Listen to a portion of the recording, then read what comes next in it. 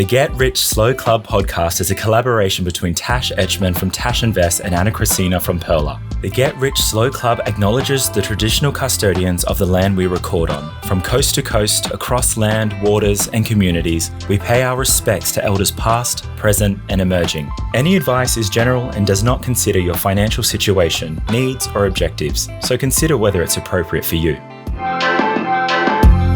Welcome to the Get Rich Slow Club podcast, where we take you from beginner to confident investor, where we can teach you everything you need to know about investing. So come get rich slow with us.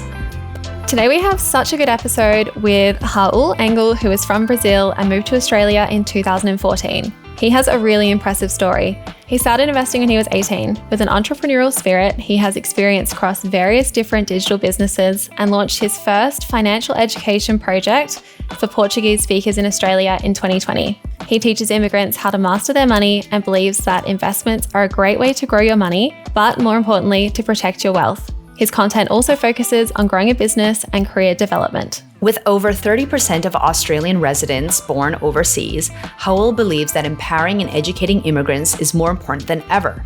And this episode really resonated with me as someone who also had to navigate Australia's system when it came to tax, super, and permanent residency as someone who was born abroad. Plus in this episode, Raul shares a super exciting announcement for the first time. We are so excited to have Raul on the show, but before we get started and chat with him, we are going to kick it off with our money win or loss of the week, which we always do. Tash, what's yours for this week? Money win for this week. I saw the Amazon, was it Prime Day sales yesterday, but I couldn't buy anything, so I don't know where I'm going to be next week exactly, like trying to decide where my address is going to be. So I think money win, it stopped me from buying stuff online. Oh, that's a good one. And I think the other thing that people forget is that Amazon sometimes marks up the cost of things, and then they do a percentage where, you know, it looks like it's 40% off, but it's not as much. So using websites like Camel or Honey are always a really good one to just check the price. Are you really getting a good price? Yes. Raul, do you have a good one for this week, a win or loss? Oh, I do, but I don't, but I'll see how it goes. I had to submit my tax return early this year, meaning like on the first business day, because you're looking to buy a property now. And then I have to have everything ready. So it's a money loss, but it's going to be a money win because I have to pay ATO probably. And then have to spend money buying the house. And it was like, yeah. A little bit about, yeah. At least you got it out of the way. It's nice to get your taxes out of the way. You don't have to stress about it later, right? Yes. I usually do a bit later, like next year later. But yeah, that's all right. That's all good. It's for a great reason.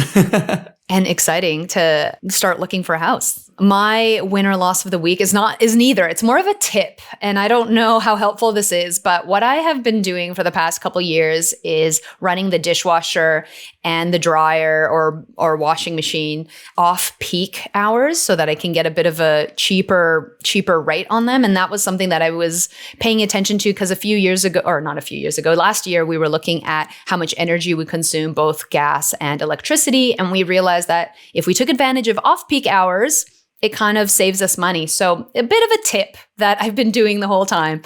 So sharing that for anyone who's interested in off-peak hours. Do you have to apply to have off-peak rates in Victoria, or do you just get off-peak rates? It's just, I think it depends on your provider, but we have off-peak rates that say peak time is this price and off-peak time is that price. So if you kind of time it, it's usually after 9 p.m. So I set my dishwasher for, 9 nice. and then it's a lower rate. Yeah. But we also have solar. So that kind of helps in the daytime when we're running some appliances. Yeah. Big win. Because we do work from home. So we're using electricity. Using all the things.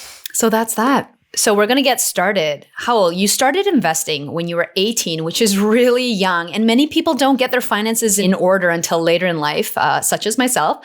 What was the catalyst for starting so young? I think the main reason is, was I didn't have money. So basically that was the reason. I read Rich Dad, Poor Dad when I was 15, 16. And then coming from a family back in Brazil where I'm originally from, we didn't have really much money. We were not poor, but we just didn't have any luxury. And then I always had that mindset of if I want to do something, I have to create these opportunities for myself. And then I was like, oh, how do I organize my money? How do I do this, I'll do that. And I was helping my mother with her small business. So I was always interested in learning about that. And then was like, start working when I was 15 years old in a surf shop. And then, start saving some money and then saving money here, saving money there. And then when I was 18 years old, I joined the Brazilian army where I stayed for 7 years. And then 12 months later, I was earning a good salary. And now I have two options now. One, I can go crazy and start doing parties and buying cars and etc. Or I could go to uni as well, start saving, start investing. And that's the path that I took. So that was the main drive for I have to learn how to manage money. You said you read Rich Dad, Poor Dad at age 15. How did you get your hands on this? What possessed you to be like, hey, obviously you're working alongside your mom's business, but 15-year-olds aren't really thinking about Rich Dad, Poor Dad. Yeah, I think because it's super different. My dad's like super conservative, like I'm going to be working. He's an electrician. But it's just completely different in Brazil. Electricians don't make money in Brazil, not as much as they make here. So it's like super conservative. And my mom was like super crazy all over the place and start different businesses and stuff. And then I was like, oh, I'm more towards this path. But she wasn't organized with money at all. My parents didn't invest until maybe 5 years ago. And then it's just, wow, what am I going to do that? And then I had to find a way to learn. So I start going for bookstores and really going there and say, hey, how do I learn about this? Or asking my friends' parents, like, hey, I have this person that's successful, going to him or her and say, what do you read? How can I learn more about that? And that was the way that I was like, yeah, go read this book. Talks about real estate. That's what I was told. And then when I was reading, I was like, wow, that's what I need to do. And I think for context, we're in a closer age bracket. So when you were 18, there wasn't social media and influencers and news articles on making money. It was really hard to find that information, which is why I'm extra impressed. Because I think I also read a book around 15, but that helped me save, not think about investing. So I wish I followed your route. But what can you do? Hindsight 2020. That's so impressive. I think my dad bought me Rich Dad, Poor Dad as well, but I didn't read it properly. I read a few pages and I was like, oh, this sucks. And I still haven't read it to this day. But yeah, completely different story. I love it. You moved to Australia in 2014, not knowing English. That must have been really challenging. What was the reason for your move and how did you navigate all of the challenges as an immigrant? Yes. It was a bit challenging. I was in the Brazilian army for 7 years and I basically got bored. I was transferred from one military base to another.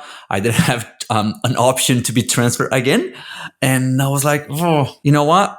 I just want to get out of here, change the environment and then go surfing. That was the real reason. I love that. So it was in between Canada, New Zealand, and Australia. So I was like, Canada, oh, that's too cold. I cannot surf there. Cold water surfing is pretty good in Canada, but it is cold. Booties. Yeah. Yeah, you sure, freeze, but it's fun. It's just not Australia. Lovely, so much fun. And then it was and then it was New Zealand. I was like, I can surf, maybe I cannot. But Australia was like, yeah, great. One of my best friends lived here for about a year. And he said, man, just go there. We can surf. But to be truly honest with you guys, the main reason was because I was going to leave the army. And then I was afraid that I would not be successful working in the corporate business. I was just so afraid of that.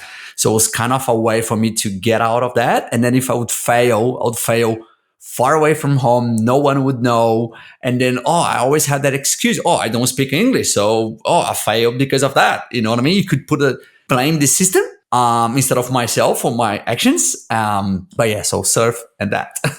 It's pretty challenging to come to Australia not knowing. I knew one person that I moved in 2014. And then last time I spoke with this friend was 2007.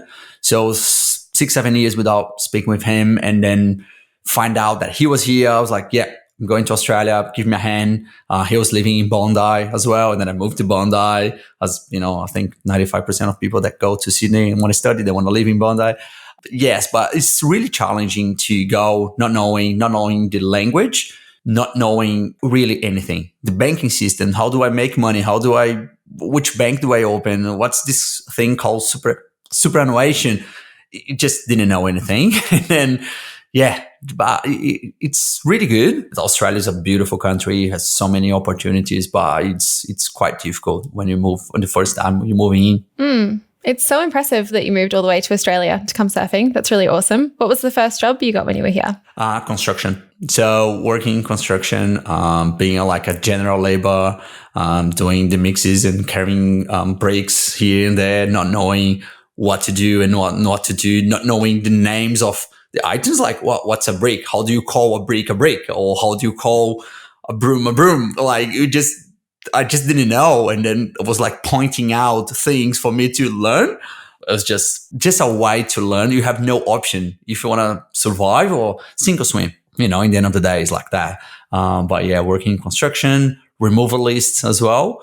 And then just start applying for other positions and things like that. I really resonate with your story in terms of moving to another country and being able to take risks and failing, and no one sees you failing in another country if you do fail or succeed, right? Like there's that opposite side.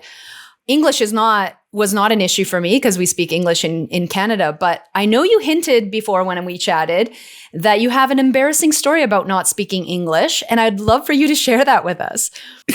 Well, there's so many. I think the first one was just as soon as I was at the airport. Today, I think the guy said from the border patrol, say, "Good day, mate, how you going?" or something like that. And it was just like, smile and nod. Like, I have no idea. I just gave him my passport, my vaccination card. And yeah, it's like, yeah, welcome to Australia. Yeah, I had no idea what he was saying. Like, no idea.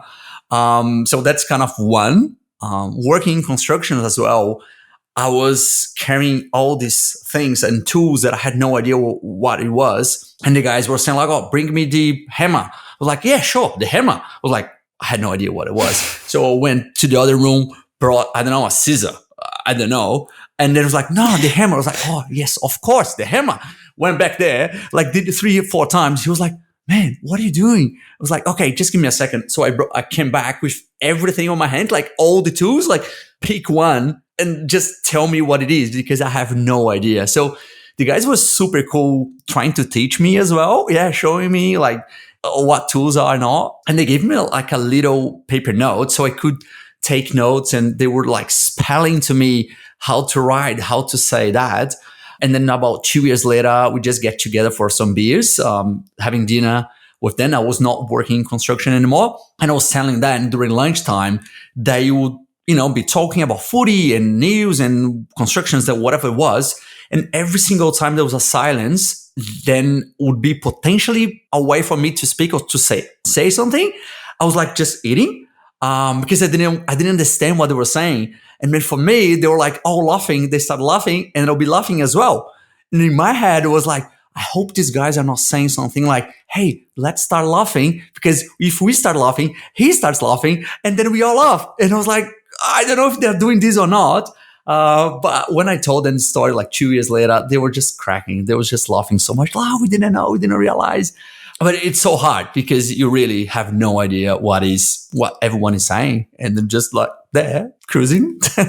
Hearing your story really reminds me of my father's story coming to Canada and not being able to speak Croatian. So hearing someone talk about it in 2014, which is much more recent, is interesting, right? Because you do have the internet on hand. You can be communicating in a different way, but still it's absolutely so challenging. And when I think back to my dad trying to navigate that without, the internet, that blows my mind. But there's still so many challenges, right? Like, how do you know about taxes? How do you learn, navigate super? How do you figure out your banking situation? And, because this is a financial podcast, I'd love to hear how, as someone who immigrated to Australia, how did you navigate that whole system? That was kind of, how do I start? Where do I start? What do I do? And then for the first year, I didn't know, because I arrived in Australia in March, and then, financial year. So July, everyone was talking about this tax returns, like, what are you talking about? And then I was like, oh, what do I have to do? So the international student agencies usually guide you and help the international students. In my case, I came here to study English, and they kind of guide you and say, hey, you can open a bank account on this bank and do the tax return with this company, etc. But they don't really teach you. They don't really show you and explain why this bank and why not the other bank. And I was curious because back then I was already investing in Brazil. I had my portfolio. So it was, okay, I cannot lose money. I have to learn how to do it. And as you say earlier, we didn't have podcasts. We didn't have really YouTube channels or, Instagram or anyone really talking about that. And I think the problem was I couldn't also find information about immigrants. So it's the same system, but what's the best for me? And then I start reading, going to the internet, trying to find reviews, and then going to bookstores again. Do I have any book here in Australia that can help me with that? So that's when I came across The Barefoot Investor on my first years in Australia, which really helped to understand a little bit of how the Australian system works and how I can find more information. But definitely, it was difficult. There was like searching on the internet and you could find comparing websites. But how do I know if someone have tried another bank outside of the big fours, for example? I had, you just have to navigate that kind of blindly, to start, and then asking other Australians, really. I was like, oh, which bank do you use? Oh, this bank. Why? Because my parents used. I was like, no, we need to know. Yeah, being a child. Yeah. Dollar mites. Yes. Yeah. Investing is challenging enough for people who speak English as a first language to navigate. What do you think is the biggest challenge for foreigners living in Australia when it comes to investing? One is the language, of course, if you don't speak English. Second one is having a reference, or how do you learn about it? Because if you know how to analyze a company, an ETF, a crypto, whatever it is, you can just replicate that from back home to Australia. That's basically the same. Yes, there's the language, but what platform should I use? And what system, what's more tax efficient for you?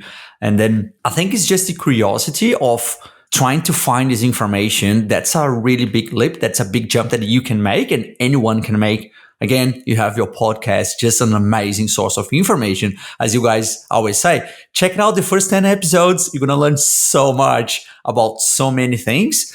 And then, not sponsored, guys. So just saying. We didn't pay you. Just because it's true, So you are in Australia trying to find not only your friends and trying to understand which banks or brokers or whatever they use, but trying to understand why. Why did they pick that one?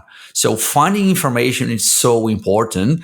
And again, as I mentioned, for super, it's a different system. In Brazil, we don't have a superannuation system. It's a completely different system. And then we get here, and then I was talking to my fiance, think about myself. I got here when I was 24, 25. So if you are Australian working here, and then you have money on your super since you were like 15, 16 years old, how much the compound interest start working on that? And then if you go to a woman, immigrant woman, coming here when they're 25, 26, 27 years old and start putting money on their super, if you calculate that, is that going to be enough time to reach a certain amount of money to have a good retirement life? So start thinking about that and just be curious about, what else you can do and organize your money and start investing. But I think the biggest challenge is not knowing how to invest and not finding information easily. But if you have internet today, you can really learn. In a lot of cases, it's just challenging just to figure it out from the beginning. Because if, for example, you're not a permanent resident, taxes for you is slightly different than if you are a permanent resident. And that was something that I needed to navigate in my old job because I was sponsored. But there was a lot of us who were like, do we invest in our super? Can we take our super out if we decide to go back to our country of origin? Do we, how do you navigate that? So there's this added complexity when you're a foreigner if you don't know if you're going to stay in Australia. And I don't know if that's the case with your community, but you have to know all the information to make the right decision for yourself, right? No, absolutely. Absolutely. Just thinking about how much tax you pay if you leave Australia as a foreigner, you pay around like 30% usually when you withdraw your super. So it's like, oh, is that tax efficient to do salary sacrifice? Should I do this? Should I not do? Speak with your accountant, speak with your financial advisor. But these questions that you don't know. And then I think maybe 3 or 4 years ago, super hard to transfer your shares, for example, from Australia to another broker anywhere in the world. So you're based in Australia, investing here, but you want to transfer that because you're leaving Australia. That was super difficult. Now it's getting easier. It's not easy, but it's possible. So people are like, oh, I can invest while I'm in Australia, knowing that if I leave, you can transfer those shares somewhere else, some other broker, anywhere in the world. So yeah, I totally agree with you. And it's like absolutely different. And then you just don't know what you don't know. And that's can be scary. And then it usually stops people to start looking after the money. Because I know you have a large Portuguese speaking community that benefits from your content, and different cultures have, different things that they need to consider. And we're talking both from a place where we were born in a different country and we came to Australia. How do you think investing or thinking about business or money compares to Australians who are born here? What are some of those challenges or differences? I think the difference is the environment, really. If you, for example, today, the interest rate in Brazil, the cash rate, let's say, is 13.75. And then it's like, yeah, so wow. yeah. Really so to borrow money, yeah. It is. And then if you are borrowing money to invest on your business, you're like, wow, that's how much, interest I have to pay back to the bank, at least. And as an investor, you go, okay, let's say you have $100,000 to invest. Should I risk in a riskier environment to make some money, or just put on like fixed rate that's going to pay you 13% a year? You're like, what am I going to do? Like in bonds or whatever it is.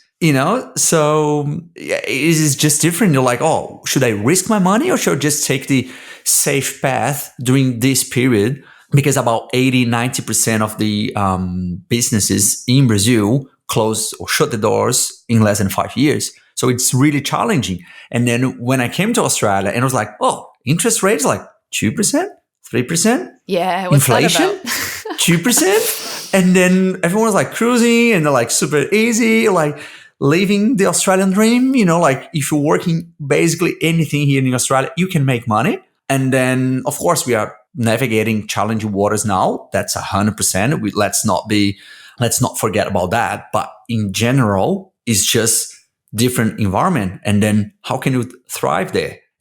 Seeing businesses, like a coffee shop, they don't open Sunday, Monday, and Tuesday. I was living in Adelaide, or because I lived in Sydney, Adelaide, and now on the Gold Coast.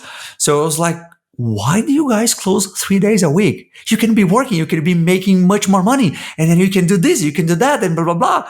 And then you're like, no, I don't have to do that because it's a better environment. It's like economic, it's more stable, and the economy is more stable, and then the growth is just stable. And I was like, okay, you can live like that as well. You don't have to stress too much about what the government's going to do or, so it's just different. And I think in Australia is so much better. And then you can have like a work-life balance that's just so much better. And again, it's all about perspective in the end. Yeah, it's definitely a really good reminder to put it into perspective and realize how good we do have it in Australia, despite some of the challenges that there are around at the moment. But so much of the Australian economy is fueled by immigrants. Do you have any tips on how immigrants can be successful in Australia? First, believe in yourself. Believe that you can do something different. You might be coming from New Zealand, that's super close, or might be coming from Brazil or Canada, that's really far away, and it's hard to, go back and visit your family. It's really expensive. Sometimes you're just working. You have no idea what's going to happen with you, but believe that you can do something different. As you mentioned, Tash, I don't know, 30% of Australians are were born overseas, or they have the parents or the grandparents were from overseas. So we have this huge community. And then how can one help each other? Two, how can you understand how Australia works? That was something that my best friend that lived here told me. He said, "Raul, go to Australia and learn why Australia is so good. Do this. That's the basic. So if you do that and you learn how it works and how you can benefit of that, great, you're going to succeed in Australia. If you decide to come back, fine, you're going to learn something absolutely different from a different environment, and you're going to succeed back home." So for all immigrants that are listening to us, just believe that you can really do something different. Believe in yourself. You can start a new life here, a new career. You have so many opportunities, but I think the fear of not belonging can be so much bigger than your desire to, yes, I can do something. So just really believe in yourself. Can be, super cliche, but it's really true. If you can believe, if you don't believe, you're not going to achieve. That's for sure. It's a beautiful message to believe in yourself. And obviously, Raul, you've believed in yourself because you actually have a few different businesses going on, and you've pivoted a little bit along the way, going from the military to finance. What are your businesses? Yeah, so I studied marketing and public relations back in Brazil, and then I came here. I worked with international students, and that's where everything started. Which makes sense, right? Which makes sense. You had your own experience and you're working with international students who are navigating the same waters, and you found a gap in that market, right? Like it makes total sense. Yeah, I did. Because when I was doing their student plan, okay, yeah, when I study here, what do you want to do? Like, oh, I would love to study a master's degree because they can help my career. They can do this, and that. I was like, oh, great. Let's do it. Let's make a plan. They're like, oh, I don't have money. I was like, what do you mean? You're making X amount per hour. You're doing this, and that. You do have money. You just have to organize yourself. So look back to your finance. So doing that for about 4 or 5 years, I realized we don't think about that. We just make so much money, but we don't organize. I was like, okay, that was in my mind. So I started doing this online business, and then where I was like sharing experiences and then showing, hey, there is a difference in the systems. You can't play footy in Australia trying to use the soccer or the football rules from another country. You cannot play footy with the volleyball rules. Have to learn the differences. And then doing that, I realized that people were, okay, they are organizing their finances. They are like, maybe they're investing, and maybe they're getting the permanent residency or becoming citizens. Okay, what's next? So I realized, okay, there's something missing. What they need an accountant. So with another 2 other business partners, we created an accounting firm because so good. They all makes sense, right? Yeah, because you're making money. You're like, oh, I need an accountant. Okay, great. So we can help you, because instead of people coming to me and say, hey, Raul, can you recommend an accountant? I say, yes, I can. I have an accounting firm, an accounting business. So that's what I did. Right. So that's running. That's great. And then they have their accountant. They are making more money because they have a better assistant, let's say. And they decide to start a small business or a side hustle. And now they have a tax file number and they have an ABN. So, okay, great. You're making an ABN, you're making more money, your business is growing, the accountant can help you. And at the same time, you're like, oh, maybe I want to buy a house.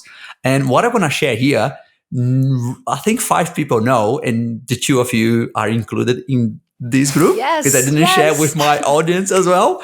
I just finished the diploma of mortgage broker. Really don't know what I'm going to do with that. Thank you. Congrats. It's awesome because, okay, great. These guys are making money. They have their savings. They are organizing their finances as well. Maybe they want to buy a house. So why not learning about that? And maybe I can help them. Or maybe I really don't know. But that's kind of how do we plug one business to another? Because in a sense, I'm helping them to solve a problem.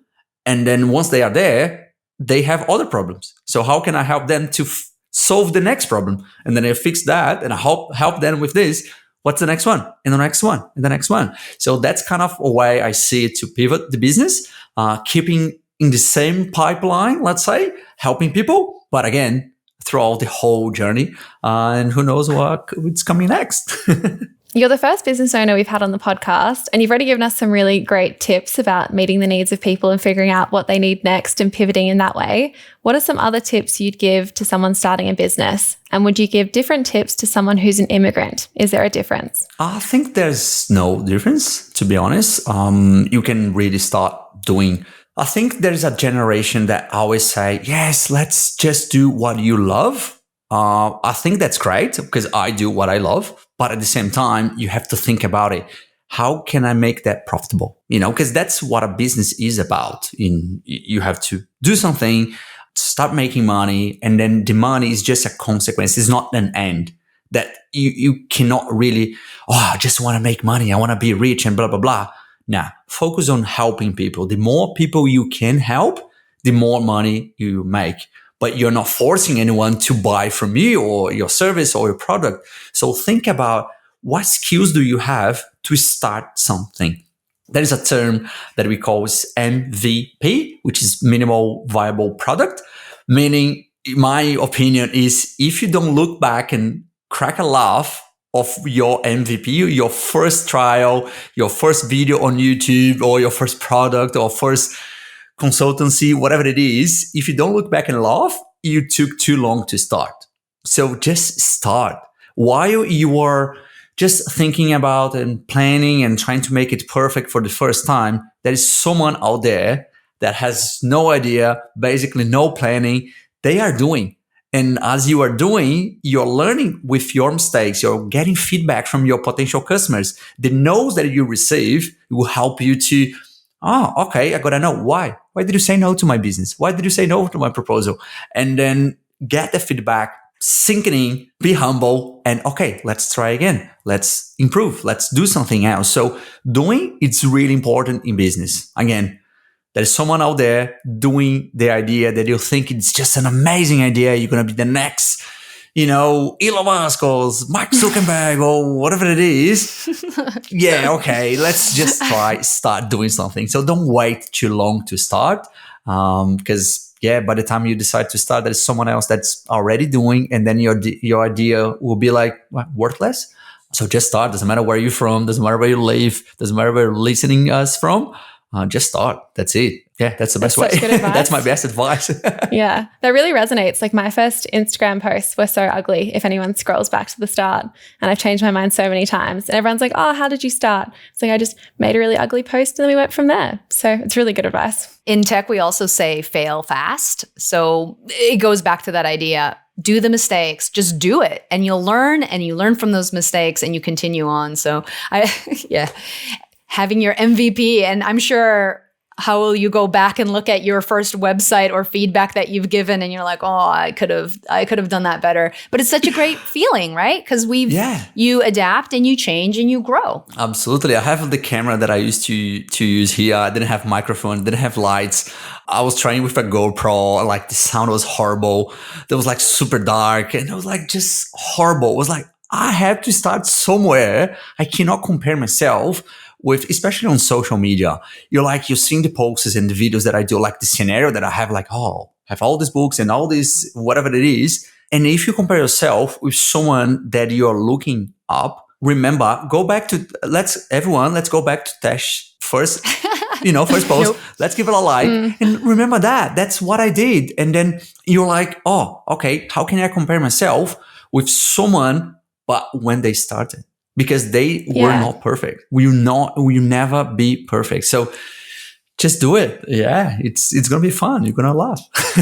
And the comparison thing is huge as well when you start to realize how many social media people or YouTubers have big teams behind them, and you're comparing yourself as a side hustle to these people with 10 employees and all the tech equipment and like $1 million a year in revenue. So it's not comparable at all. Yeah. Nah. And that same applies for me for investing as well. Like you guys always say, start small and start learning, studying, reading books, listening to podcasts. Don't wait. Do I have to start investing with $100,000? I need $10,000 to start investing. Nah, You don't have $5 to start. Like you just trial and error, just start, right? And somewhere along the line, you might pivot as well, right? Like how you just told us your story about how you started helping out students. And then you realized, hey, listen, there's a gap when it comes to accounting. Hey, look, now there's another gap. People are trying to buy houses. This is how you evolve and you learn and your skill set grows. There's a lot to be learned from that. So it's just, life is crazy like that. Life is crazy. You know, who would have known that you're coming over, working in construction, surfing, and now you're doing this, right? Like life is awesome. And because you believed in yourself. Yeah, you know, like living Bondi, living the dream. I'm gonna meet all the, you know, the lifesavers there, like the Bondi rescue guys. Oh, that's gonna be my life. Nah. You work at 4 a.m., going to, you know, catch the bus, catch the train, going to construction. And I did my first ever job interview here in Australia. Because when I was working in Brazil, I was doing like a surf shop. Didn't have a job interview. When I joined the army, there was no interview. So I was here, I was like, I didn't speak English. I didn't have clothes. I didn't know what to say during an interview. And the guy was just asking me, why should I hire you? And he was like the CEO of it was an internship. And I said, look, what I know in Portuguese about marketing, no one will not know. They will not know this in English. And then I know that in 6 months, my English will be better. But in 6 months, doesn't matter who you hire, they will not know as much as I do. And I really don't know how it sounded because I really don't remember. I was super nervous. But they hired me for like an internship. They're like an unpaid internship. I was like, hey, great, I got a job. But that's it. Just go for it, you know? It's such an impressive story of just doing the thing, trying, seeing what happens and then pivoting. Do you have a big mistake or a really memorable mistake you want to share with us? I think my mistake is one of them, of course. I was afraid of not knowing if I would achieve the permanent residency here. And then, you know, we have to find a sponsor or have to move to another state. So I think my biggest mistake was if I knew that I wanted to move permanently to Australia, I could have stayed in Brazil for another 33 days, working where I was working, just doing what I was doing. And then I would be able to apply directly for my PR from Brazil. I didn't know that because I was like, oh, what's a migration agent? I had no idea. So that was a mistake that took me 6.5 years to not be like to change from a student visa to a permanent skilled regional visa. So 6.5 years. And that could have cost me maybe almost $500,000 in terms of salary because you're working part-time, you don't have full work permission, you have to just juggle around and it's really hard. So lack of knowledge cost me a lot. So that was a big mistake. At the same time, I was like, yep, there was a different journey. That was the path that I had to take, and to be where I am today, probably everything would be different. I really don't know, but I just translate that to lack of knowledge, not knowing, not finding information, not looking at finding people that can help you or that have been through what you want to do, like the mentors. That's it. Find a coach, find someone that has done what you're trying to do and do it. Stay close to that people and then just try to learn. Because those kind of mistakes can cost you a lot. In my case, they did cost a lot. And if you guys can avoid that, that's happy days. It is a huge struggle when it comes to permanent residency. I can attest to that indeed. And like you said, learning from others. And that's exactly what you're doing. You're building a Portuguese speaking community who can rely on each other and get information that they need. So where can people learn more about you if they want to learn Portuguese? Through Portuguese, not Portuguese, learn Portuguese, but like, just feel like you're impressive. Guys, that's my new business. That's my new business. I'm teaching Portuguese now to English speakers in Australia. I'm looking out for your mortgage broking business. That'll be exciting. Yeah. Yeah. So one of the business partners in the accounting business, it's my mentor, and he's also a mortgage broker, investor. It's like someone that I would like, yeah, that's kind of someone that I really admire. And then the initial idea was, yeah, let's start studying the mortgage broker, the diploma, finishing up and see how it goes. And we never know, have so many opportunities out there. So you guys can find me on YouTube or Instagram or Threads that I know Anna loves it. It was like Twitter. It's Raul Engel. And then who knows, I might start doing content in English as well. We never know. I always wanted to do that, but because I built this massive community of Portuguese speakers in Australia, you're like, should I pivot as well and start doing more things in English? You never know. But if you guys are interested, just send me a message. There are so much content there. Might do more lives in English, happy days. For me, it doesn't really matter. As long as I'm helping people, I'll be always happy. Well, I think a lot of people connect with that content who aren't originally born in Australia, whether you're Portuguese speaking or Croatian or Spanish, like a lot of people would benefit from that. So if you do switch over to the English side, I'm sure there's a larger community you can tap into who would help support from your support. So awesome. Well, thank you so much, Raul. We loved having you on, and I'm sure this is going to be super helpful for so many people. Thank you. No, my pleasure, guys. I'm super happy to be here. That was great. That was super great. I hope I could have, could share with you guys some insights, some anything that was useful. Maybe 5 seconds of what I say today was useful for you. Great. I'm super happy for that. Believe in yourself. Yes, believe in yourself. I love that. Quote of the day. Awesome. Thanks. Thanks so much for joining us. If you found this episode helpful, please rate us 5 stars, write a review, or share with a friend. If you're new to investing, make sure to listen to our first 10 episodes. Follow us at Get Rich Slow Club or Tash at Tash Invests or me at Ana Kresina. This show was brought to you by Natasha Etschmann, who is an authorised representative 1299881 of Guideway Financial Services, AFSL 420367, and Perla, who is an authorised representative 1281540 of Sanlam Private Wealth, AFSL 337927. Knowledge is power, especially when it comes to investing. So make sure you check out our financial services guides and read the product disclosure statement and target market determination for any investments you're considering. See our show notes for more info.